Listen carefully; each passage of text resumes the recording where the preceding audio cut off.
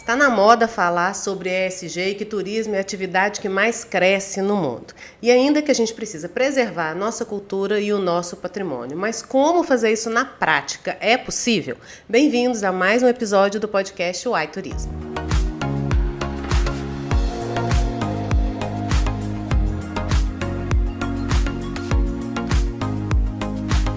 Gente, muito se fala nesses temas, né? Mas na verdade não é tão simples conectar todos esses temas, a ponto de gerar verdadeiras transformações nas comunidades e em territórios também.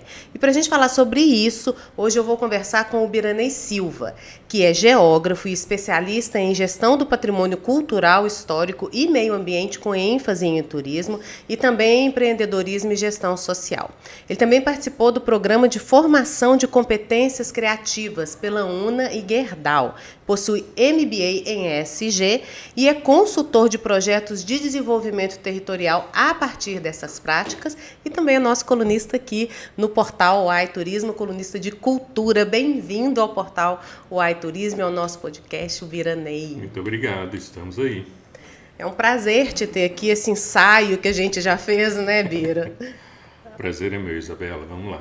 Então, você tem uma longa atuação, assim, apesar da sua formação em geografia, você sempre atuou muito em patrimônio cultural, né? Na verdade, você sempre conectou patrimônio com cultura e turismo. Como é que se conectam essas temáticas aí, patrimônio, cultura e turismo? Muito bem, na verdade eu venho de uma experiência de comunidade, que eu atuei muito tempo no poder público, e organizando poder público em uma cidade mineradora, organizando os segmentos de cultura e turismo em uma pasta só, completamente sem rumo.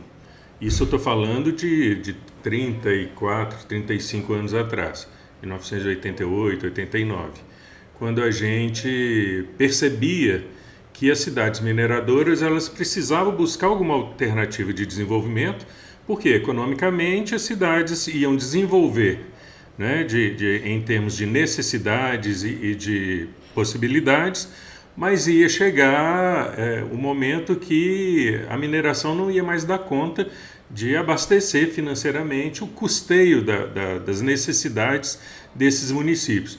Então, em um evento de prefeituras de cidades mineradoras que aconteceu em 1990 e 1991, quando o novo século, que seria o século XXI, se aproximava, eles detectaram que a grande alternativa de desenvolvimento econômico ou de diversificação da economia para o novo século seria, uma grande vertente seria através do turismo. E para cidades mineradoras que não pensavam nisso, lá parece que é muito longe, mas nós estamos falando da última década do século XX, que foi a década de 90, as cidades não tinham essa organização.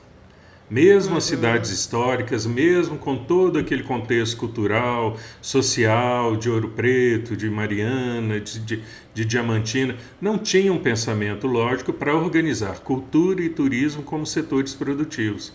Então, foi bem dentro desse contexto que eu e uma série de gestores nós tivemos que pensar bastante, quebrar a cabeça, entender o cenário e ver como que a gente podia fazer de toda essa mistura um caminho reto, um caminho de prosperidade, um caminho que realmente fosse produtivo e que fosse economicamente viável para dar sustentabilidade para essas cidades.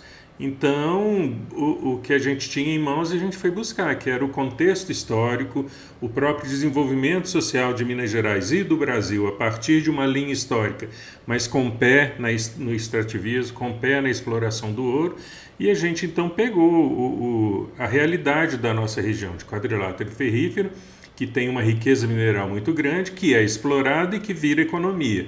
E uma população que está ali no meio, que precisa consumir, precisa sobreviver e precisa tem também as suas necessidades de pobreza, de infraestrutura, Os enfim, problemas do Brasil que a gente problemas tem, do né? Brasil. Só que em alguns momentos em maior escala. Então essas coisas precisam ser equalizadas e resolvidas. E nós vislumbramos que cultura e turismo seriam realmente setores muito importantes e produtivos para não substituir a indústria da mineração e muito menos serem tratados como indústria do turismo, indústria da cultura. Não é, a expectativa não era substituir, mas era entender que os setores, ao invés de festivos, poderiam ser transformados em produtivos. E era uma chave que precisava virar na cabeça dos prefeitos. E virou, Bira? Em muitos casos virou. Como é que você compara assim, esse cenário, né? Você que viu esse movimento nascer, principalmente dentro do quadrilátero ferrífero, né?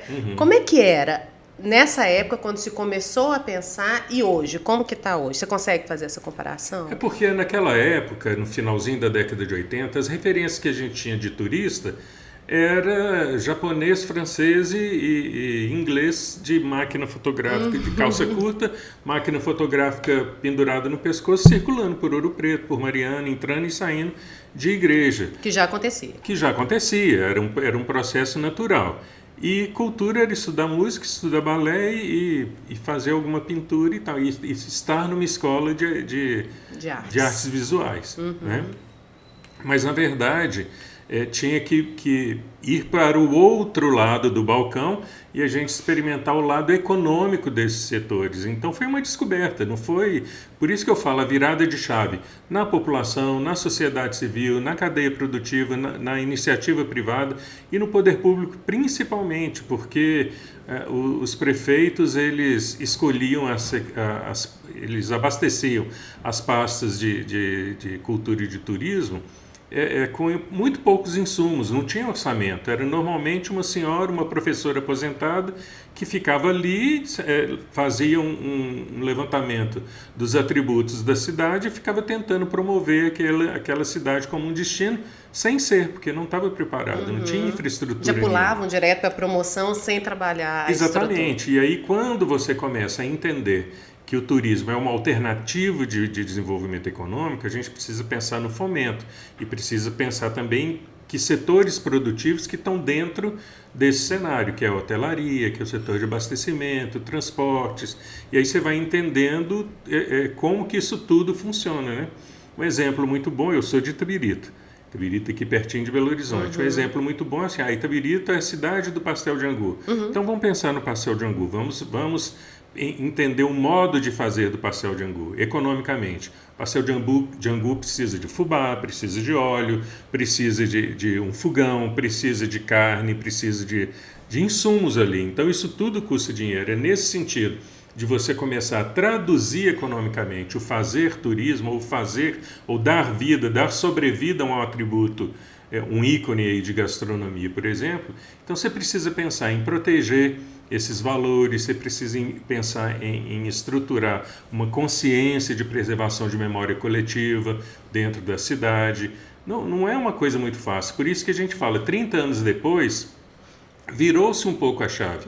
Hoje as secretarias de cultura elas são mais economicamente viáveis, elas têm orçamentos mais bem pensados, mas muito em função também da própria evolução da política pública que veio a partir da instalação de uma Secretaria de Estado em Minas Gerais no ano 2000, a partir da instalação de um Ministério do Turismo na estrutura do governo federal, a instalação de Plano Nacional de Turismo, Plano Estadual, um programa de regionalização.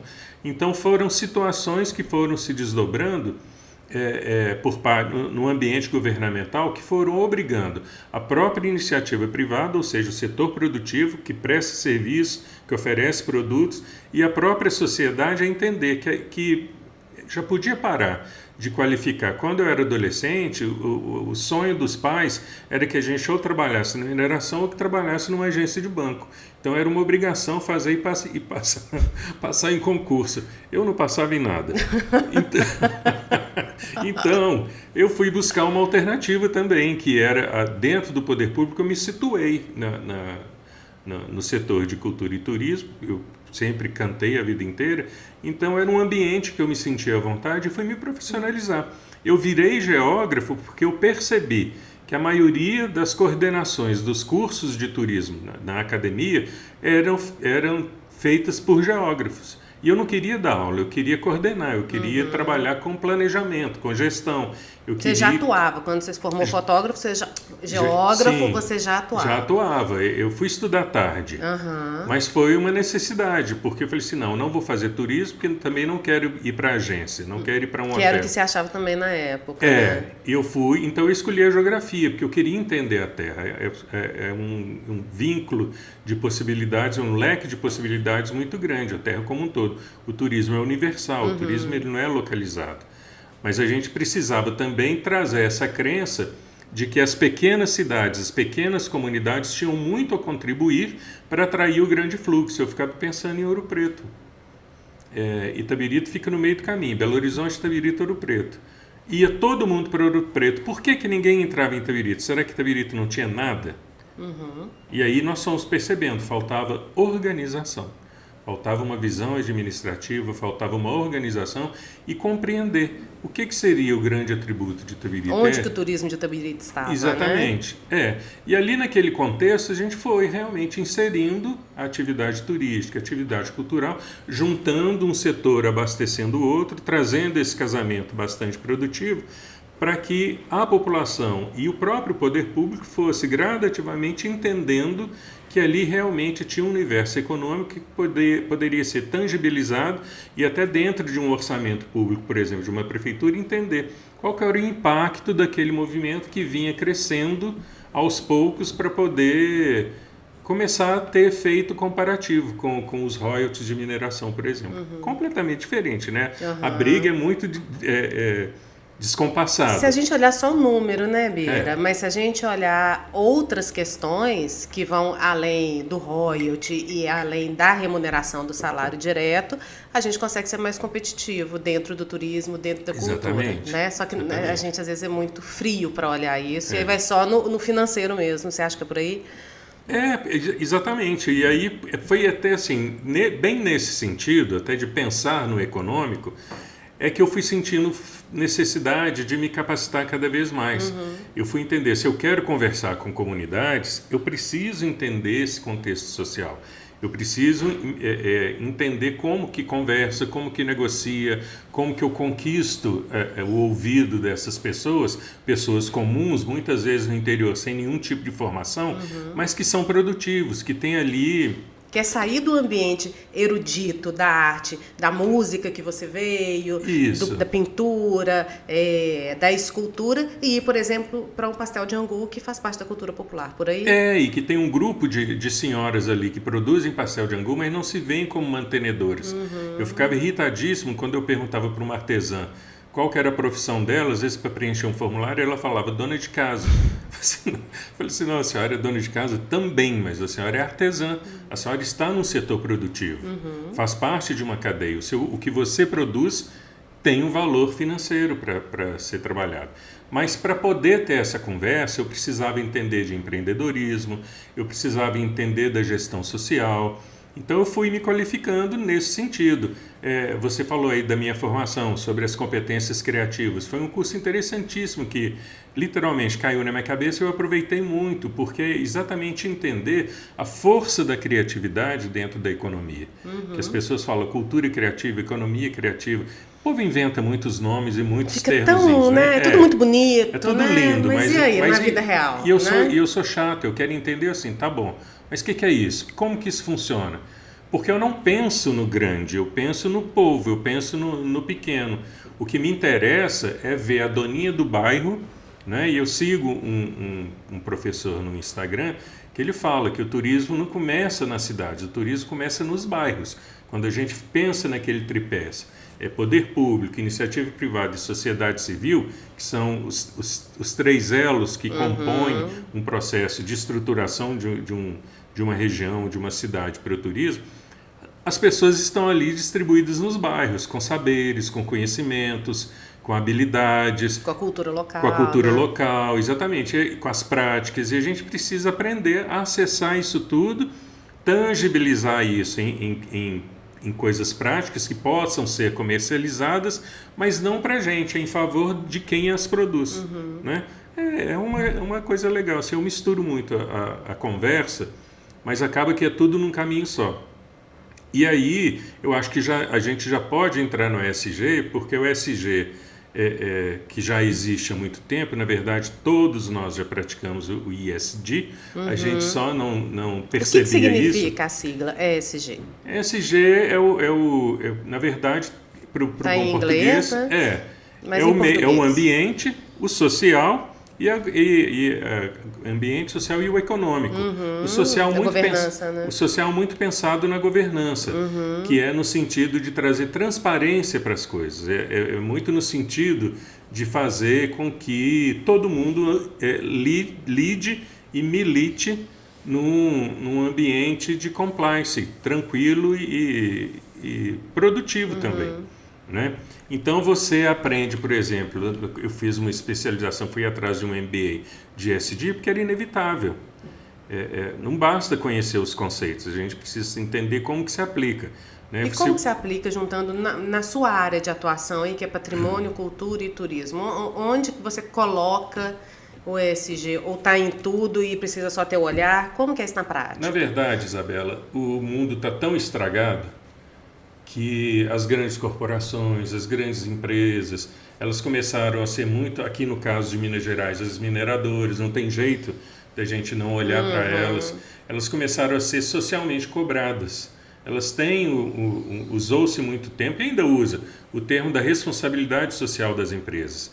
Mas as empresas também não tinham um mapinha ou uma receita né? de como fazer, como cumprir a responsabilidade social. Isso está muito vinculado às condicionantes que o processo de licenciamento traz para essas empresas.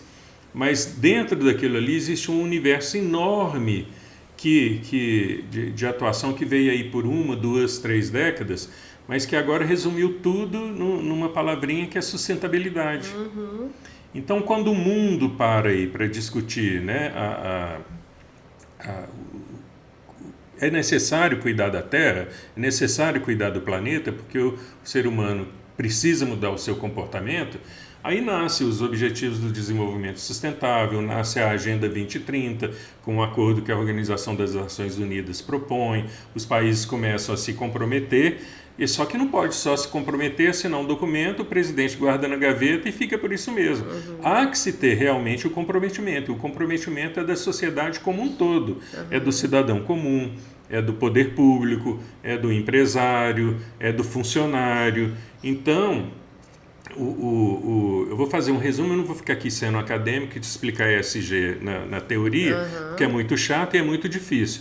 Mas na prática, você tem que entender o seguinte: quando você pensa em sustentabilidade e quando você fala da governança, você não pode pensar que você tem a liberdade, porque o poder público, por exemplo, o processo de compra é todo baseado numa lei de licitações, então é tudo muito engessado.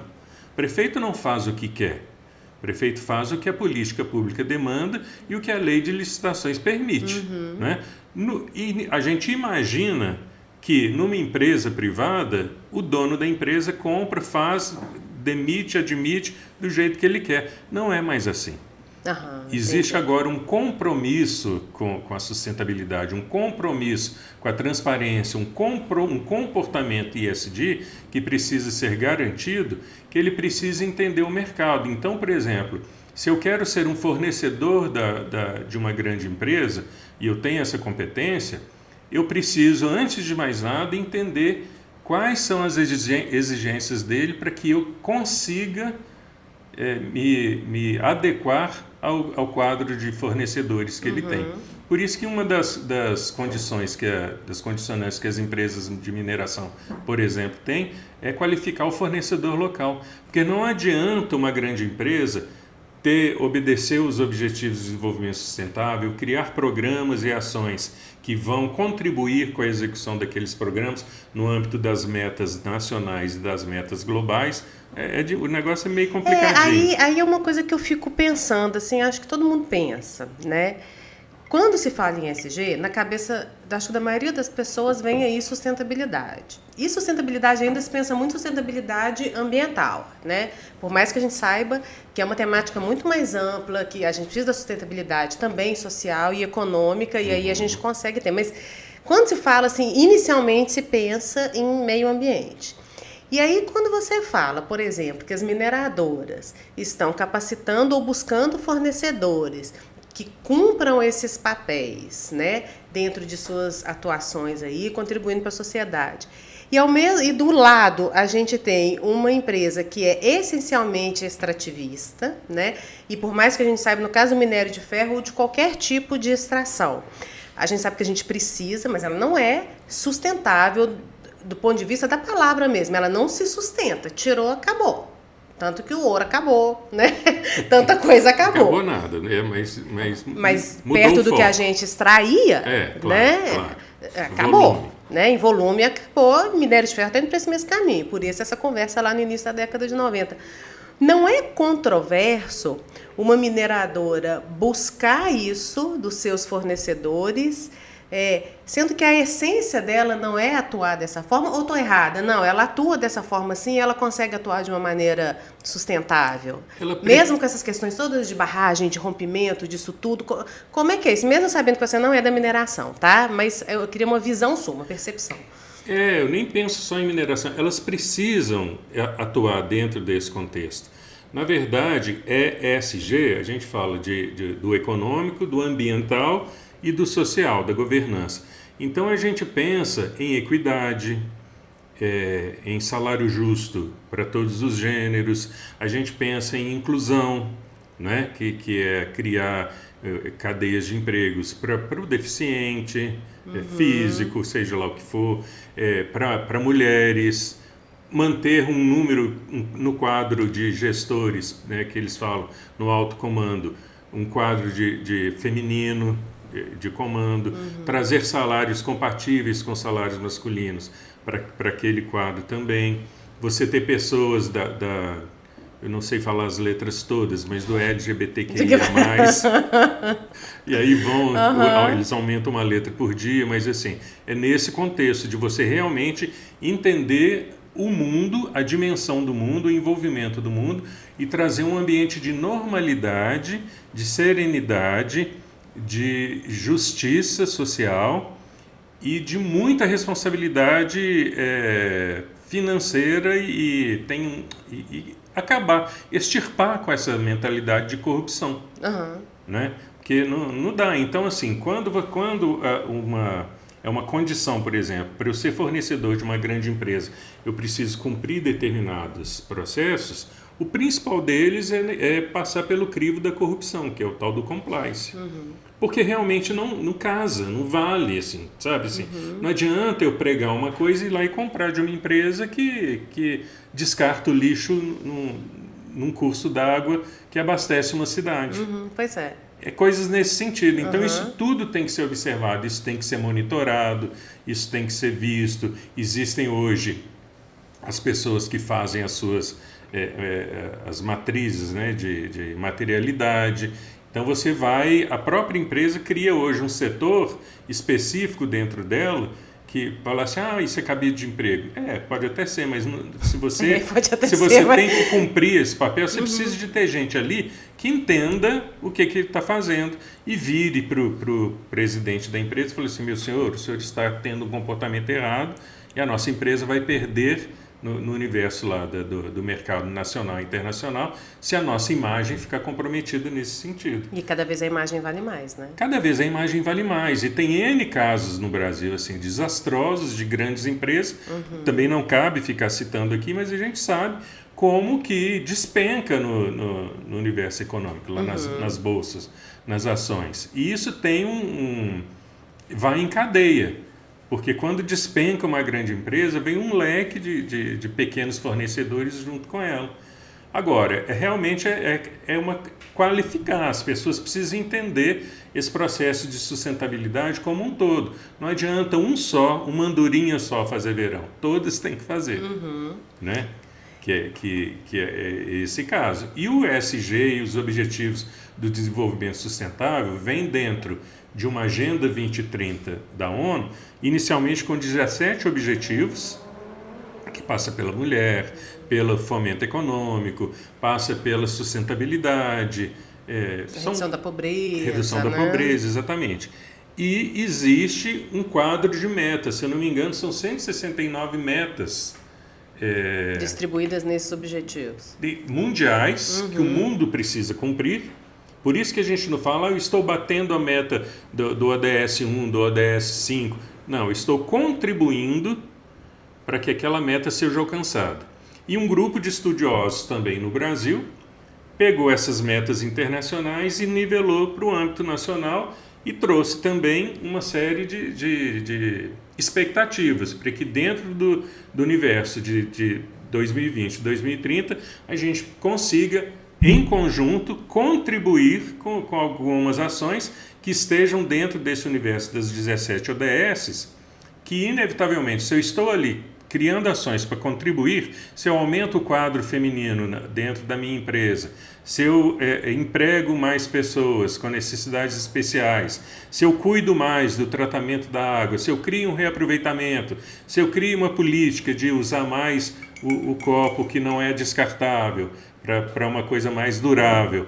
Enfim, são coisas muito simples que entram nessa medição, que entram nesse monitoramento, que vão criando pontos para o seu comportamento, que você falou bem, a imagem tem muito valor, então isso tudo vai somando pontos para a minha imagem, e as nuvens eventualmente que estivessem na minha frente, minha cara vai ficando mais bonita no mercado. E na prática, como que isso é contabilizado para contribuir para essas metas? Por exemplo, eu tenho uma empresa, ou eu sou uma senhora que produz, sei lá, pastel de angu e tem uma mini fábrica em casa, né? É lá na ponta que o negócio acontece. É lá na ponta. Né? Como que eu vou contar, onde que eu conto que eu estou contribuindo para esses objetivos? Existe esse monitoramento em nível mundial? Existe. Se você pegar principalmente as grandes empresas também, as multinacionais, elas todas emitem um relatório social. Que buscam nessas comunidades. Normalmente é um documento anual. E eles ali retratam tudo que foi feito em termos de ações, de investimentos e de resultados sociais tangíveis que contribuíram com aquele processo. Hoje, por exemplo, eu atuo também aqui em Minas Gerais e no estado do Pará com desenvolvimento de territórios. Quando a gente vai a campo e promove as ações, estou ali qualificando um curso de elaboração de projetos para o aproveitamento das leis de incentivo na comunidade de Serra Pelada, as mulheres produtivas de Serra Pelada. A gente vai ali, qualifica, elas aprendem, elaboram o projeto e elas inserem o projeto na plataforma da Lei Federal de Incentivo, e depois a gente vai a campo para elas captarem o recurso, executarem o projeto, prestar contas e ali tem na mão de quem está lá na ponta. Pega na mão de quem está na ponta. Isso precisa ser traduzido num relatório para que a empresa fala assim, não, pode pagar esse contrato porque realmente a tarefinha dele foi cumprida. Mas agora, de um tempo para cá também, a gente precisa fazer essa associação, facilitar a vida da empresa. Olha, empresa, esta ação aqui com as mulheres produtivas de Serra Pelada contribui com a ODS 3, com a ODS 4, Entendi. com a ODS 5, com a ODS 13... Entendi. Entendeu? Na prática, como é que o negócio funciona? Você que é prestador de serviços para essas empresas, você já começa a demonstrar nos seus relatórios que vínculo que tem, qual que é o caminho, porque também como eu te falei, eu sou fornecedor, então eu preciso estar integrado com a necessidade da empresa. Então esses relatórios sociais anuais e tudo, eles trazem esse retrato. Claro que a coisa é muito mais complexa, eu estou falando de uma forma muito simplificada aqui, mas é nesse sentido, assim, os relatórios eles não são publicados só por uma rotina. Tem gente que lê, tem gente que avalia, isso vai para mãos especialistas de mercado, e é isso que pontua também a imagem dentro desse cenário comercial nacional e internacionalmente. Né? E aí, voltando a falar de Minas e de cultura e de patrimônio, e aí juntando esse angu, esse pastel de angu todo aí que a gente estava falando. Nosso nome fala de mineração, Minas, né? Minas para todo lado, Minas Gerais, né? Então a gente já passou por extração de ouro, ciclo do diamante, pedras preciosas, minério de ferro que ainda está, lítio também já está sendo encontrado em Minas Gerais. Como é que você vê isso, Bira, no cenário essa nossa cultura, e a gente sabe contar essa história enquanto produto turístico? Não sei se eu fui clara na minha pergunta, sabe? Assim, a nossa cultura é uma cultura extrativista? A gente sabe trabalhar isso como um produto cultural e transformar isso em atividade econômica, que é o turismo? Isabela, esse assunto ele é muito delicado, porque existem opiniões e opiniões. Né?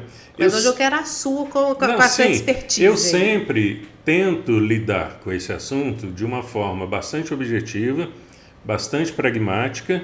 É lógico que trazendo uma carga de emoção, porque afinal de contas eu sou mineiro, vivo no quadrilátero ferrífero também, mas a gente precisa entender que se você pegar historicamente, a corte brasileira só teve olhos para Minas Gerais por causa das riquezas que a gente tinha aqui no solo. Não é?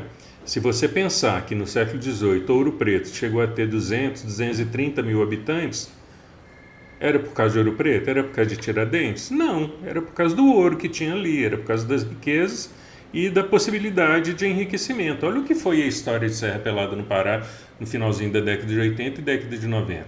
Estourou. Então, assim, Minas Gerais, e eu diria até que o Brasil, se fez socialmente a partir desse nascedouro de pequenas vilas que se transformaram em cidades, mas em torno de uma atividade extrativista. Né? Não só Minas Gerais, então. Não só Minas Gerais, mas assim, é fato que o nosso solo é muito rico. Agora, sempre vem, né, aquele contraponto, mas que o extrativismo ele é exagerado, que tem impactos. Tem impactos, toda indústria extrativista gera impactos. É por isso que existem os programas de responsabilidade social, é por isso que se trabalha os investimentos em desenvolvimento de territórios, exatamente não para substituir, porque o impacto ele é meio inevitável e ele acontece. Não estou falando de um impacto de uma queda de barreira, estou falando de um impacto assim, poeira, barulho, aumento de caminhões nas estradas, eu estou falando do impacto leve. Você tem condições e você precisa demonstrar como que você vai minimizar isso, como que você vai, tem um termo técnico que eu sempre esqueço, mas enfim, como que você compensa isso de alguma forma, mitigação. Quais são as formas de mitigação que você vai utilizar? Já que está fazendo, como é que vai compensar? Para compensar. Agora, existe uma lógica talvez que a sociedade também não dê muita atenção, porque quando você vai analisar vamos pegar o caso da mineração, né? Não vou ficar floreando muito. A mineração ela tem uma responsabilidade. Quando ela vai ser avaliada, ela é avaliada no meio físico, no meio biótico, mas o que define mesmo o processo de licenciamento é o meio social. O meio físico, olha essa parte de sinalização, se tem asfalto, se as minas estão seguras, se as placas de sinalização estão ali, se está todo mundo ciente dos equipamentos de proteção que tem que usar. É o tal do físico, é tudo que é físico, tangível, que você vai lá e encosta. O meio biótico é o que cuida, exatamente, já com um olhar mais cuidadoso, com a fauna e flora. Normalmente eles estão no meio são ambientes mais afastados, existe uma população ali de animais que moravam, que precisam ser cuidadas, que sofrem com aquilo. Né? Lá no Pará eles gastam rios de dinheiro cuidando dos animais. Tem até zoológico, porque eles atravessam na pista, eventualmente são atropelados, muitas vezes são mortos.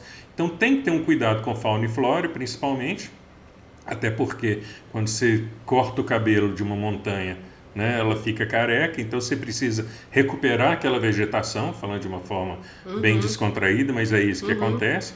Ela precisa ser recuperada, mas então se você não vai ali antes de tirar o minério e recolher ali quais que são as espécies endêmicas daquele lugar, você não vai ter como fazer uma recuperação. A gente vê, tem muitos lugares que você vê, parece que a montanha está pintada. Sim. Porque põe ali uma manta, joga uma semente, né, e deixa nascer aí, qualquer capim. Mas não é por aí, você tem que realmente fazer uma recuperação da fauna e flora nativa. Principalmente da flora, das espécies endêmicas. O outro meio que elas são analisadas é o meio social. A licença mais difícil que as empresas têm para tirar é a licença social, que não é uma permissão que o órgão licenciador dá. Aliás, o órgão licenciador, que normalmente é do Estado, ele observa muito se a sociedade local está ciente, está aceitando, está querendo conviver com aquele tipo de impacto ali naquele território. E normalmente não quer, né? Por isso que é mais difícil. Muitas vezes quer. Desde que exista contrapartida. Por isso que o ESG é tão importante. Contribui. Por isso que pensar em sustentabilidade é tão importante. Porque você não pensa em sustentabilidade só num gabinete de prefeito, só num gabinete de um presidente de empresa. Você pensa em sustentabilidade como um todo. E hoje todo mundo precisa pensar em sustentabilidade. Eu, você, seu filho, seu marido, as pessoas que prestam serviço para você, o frentista no posto. O frentista precisa saber os riscos que ele corre ali com uma bomba de gasolina na mão. Ele precisa saber como que ele vai manejar um descarte de um galão de óleo que ele abastece num carro. Isso tudo precisa ser visto, precisa ser cuidado. Então, é uma situação que envolve todo mundo. E a sociedade é todo mundo. Então, quando se pensa numa licença social, hoje a sociedade... Existem casos, eu mesmo já trabalhei num projeto aqui próximo a Belo Horizonte, que a sociedade local de uma comunidade rural falou assim, olha, numa assembleia de comunidades, com uma mineradora que estava se instalando, eles falaram assim, aceitamos sim conviver com a mineração, a gente precisa da geração de empregos, nós queremos uma compensação social, mas a gente quer produzir, a gente quer fazer o nosso território produtivo pelo viés do turismo. Então vamos pensar dentro de uma cadeia produtiva do setor turístico, o que a gente pode fazer de um programa de desenvolvimento territorial aqui? Perfeitamente. Então houve o diálogo, ou existem ainda essas questões. E está cada vez a legislação brasileira de meio ambiente, por incrível que pareça, e acreditem, é lindíssima, é belíssima e é muito eficiente, ela é muito clara e ela é muito eficiente. Não tem muita brecha para o povo ficar fazendo asneira e ficar tratando esses setores a Deus dará. É tudo muito bem amarrado. Então, hoje, uma associação de bairro, um cidadão comum, ele tem uma força perante o Ministério Público, perante os governos, perante os órgãos licenciadores, até para conseguir uma audiência, para ele ir lá e protestar. As pessoas é porque muitas vezes fazem errado, né? As pessoas gostam do escândalo. Mas se você vai por um caminho de normalidade e com certo pragmatismo também, a voz da sociedade ela é muito forte nesse contexto. Só que tem a forma de falar. Tem né? a forma de agir, para você ter mais até seu processo mais célere, você ter mais agilidade no que você quer alcançar, antes de fazer o barulho, entendeu? Ô Biri, já caminhando aí para os nossos finalmente, qual que é o cenário que você enxerga, assim, tendo visto esse movimento desde a década de 90, e aí se você ficar mais confortável, então pode falar mais de Minas Gerais e Pará, que é onde hoje você está atuando, o que você vê aí nos próximos 10 anos com relação a esses territórios que vivem de mineração, mas que tem uma cultura forte, um patrimônio forte? Você vê realmente capacidade de um ativo turístico forte nesses territórios? Sim. Eu estou para te dizer que daqui para frente, cada vez mais o turismo vai ocupar espaço no ambiente de negócios do Brasil. Já ocupa bastante. Se a gente comparar mundialmente, ainda é um pouquinho fraco, né? Comparando com anos atrás, no sentido de percentuais. Mas vai ocupar um espaço no cenário econômico muito forte e todo mundo vai ter que dar atenção para esse setor. Nesse sentido, os critérios de sustentabilidade contribuem muito para isso, para a valorização cultural, para a valorização das memórias, para os saberes, para o conhecimento, olhar para o território, mas para quem está ali dentro, para quem está ali desde sempre, né? Famílias, e essas histórias. São motivações que vão fazer o turista querer ir até Exatamente. E cada vez mais trabalha-se a possibilidade do cidadão da zona rural se formar, mas voltar para cuidar daquele espaço dele, do território dele, de onde ele nasceu. Não não significa mais, eu moro na zona rural, eu não tenho oportunidades de estudo. Tem muitas. Né? O Hoje E oportunidade de emprego, de voltar e Sim, ficar. exatamente. Né? Então eu acredito que a gente precisa mesmo fazer esse trabalho, como o portal Turismo Ai faz, de disseminar informação, de trazer notícias, de provocar que as pessoas leiam, provocar que as pessoas tenham acesso a esse tipo de informação. E não só a dica, né? O que acontece em Minas Gerais, o que acontece no Brasil, o que acontece no mundo, porque a internet, a tecnologia, ela aproxima todo mundo de forma muito rápida. E realmente, volto a enfatizar, não para substituir a indústria da mineração, mas a gente sabe que os territórios, principalmente da mineração hoje em dia, eles têm uma possibilidade aí de sobrevivência pela força da mineração no universo de 80, 100 anos. Eu penso que sendo muito otimista. Então, há que se pensar daqui para frente. Eu falei, nós estamos em 2024. Eu comecei a me preocupar com essa diversificação da economia em 1990, que já era tarde. Né? E você vê que já se passaram alguns anos aí e a gente ainda muitas vezes está no mesmo cenário. A gente ainda precisa toda hora ficar voltando lá atrás para buscar alguém que andou mais devagar e que precisa acelerar o passo. Mas eu acho que realmente trazendo seriedade, trazendo consistência técnica, acadêmica, de conteúdo para os segmentos da cultura e do turismo, os setores vão ser cada vez mais produtivos. Você vê que o Brasil modernizou muito nesse sentido de investimentos em produção cultural. O governo de Minas tem dado show em termos de investimentos e de criar viabilidades de que o artista local, o artista do interior tenha voz e vez na sua produção, muitas vezes sem sair de casa. A tecnologia contribui muito com isso. O que não dá, Isabela, é para ficar parado. O que não dá é para ficar reclamando. Né? E aquela velha história. Mineração é um problema para a cabeça de muitos? Então vamos sentar e conversar. Não vamos ficar só reclamando, não. Porque, como eu falei, você quer um ambiente ESG, você tem que contribuir. Você não pode querer que só o outro faça, não. Você também precisa fazer. Verdade. Então, assim, não dá mais para ficar apontando o defeito dos outros. Sabe? Vamos fazer a nossa parte, né? Eu não tenho dinheiro, eu estou pobre e tal. Vai trabalhar, vai ver qual que é seu conhecimento. Eu sei que não é fácil assim, eu sei que não é da noite para o dia. Mas existem... Mas só reclamar também não vai resolver. Não dá, e ficar apontando problemas. E a mineração está destruindo e tal. A mineração está aí há anos. Há anos. A gente vai ficar reclamando esse tempo todo? Nós vamos morrer reclamando? Então vamos ver como que eu vou contribuir. Tá bom, está estragando ali, mas como que eu posso contribuir para trazer um alento para cá, para mitigar de alguma forma? Eu não ganho para isso. Você ganha qualidade de vida, você ganha microfone, vidro, carro, computador, celular. Você ganha sim, você utiliza disso sim. Verdade. Então ter um olhar mais pragmático, mais participativo, mais social, mais justo também, mais equitativo. E pensar assim, olha, eu sou um cidadão, eu sempre gosto dessa palavra cidadania. Cidadania é uma palavra linda, até a hora que você tem que começar a praticar ela. A ser cidadão, né? A cidadania não é só para o meu vizinho, não, ela é para nós todos. Tem que ser cidadão. E ser cidadão é trazer sua cota de contribuição para isso. Eu trabalhei uma vida inteira. Parabéns. Contribua, continue trabalhando. Você ainda não morreu? Isso mesmo. Muito bom, Bira.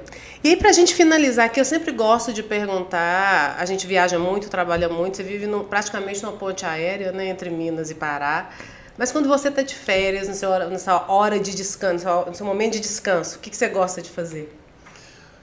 Isabela, eu sou muito caseiro, mas eu gosto muito de viajar.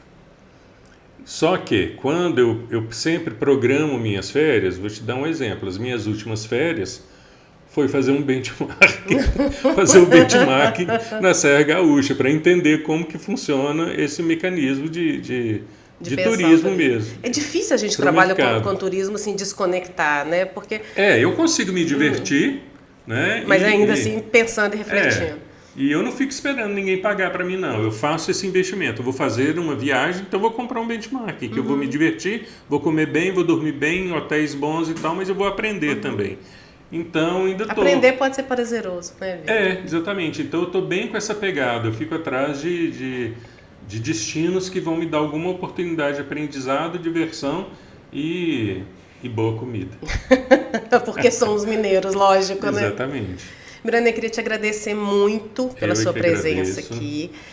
Eu te admiro muito há muitos anos já, né? Que eu já acompanho seu trabalho, tenho uma admiração enorme pela sua conexão que você sempre conseguiu fazer entre patrimônio, cultura e turismo. E agora, né? Nunca é tarde para entrar com mais uma coisa, agora chegando com o ESG. Eu queria divulgar o seu Instagram para as pessoas seguirem e acompanharem. É @Ubiranei Figueiredo. @Ubiranei Figueiredo. Muito obrigada. Eu que te agradeço, Isabela. Só fazer um arremate aqui, que eu gosto assim, de conversar e de trazer opiniões. Naturalmente que é preciso lembrar que o que a gente fala não é lei, o que a gente fala são opiniões. E muitas vezes a gente erra e acerta, e porque a gente lida muito com quando você fala de sustentabilidade, vai ter sempre assim, mas ele não falou isso, não falou aquilo. O conceito não é esse. Olha, não estou muito preocupado em dar aula, não vim aqui dar aula, vim falar sobre essas impressões, mas trazer certeza.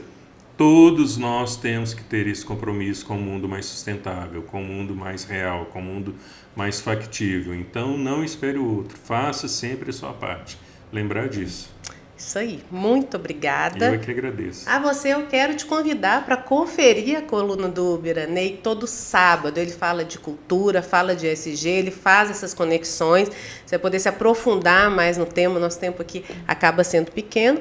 Mas também confira todo o nosso conteúdo em turismo.ai.com.br e também não deixe de seguir o nosso Instagram, @portaloaiturismo. Eu te vejo na próxima semana. Muito obrigada. Tchau, tchau.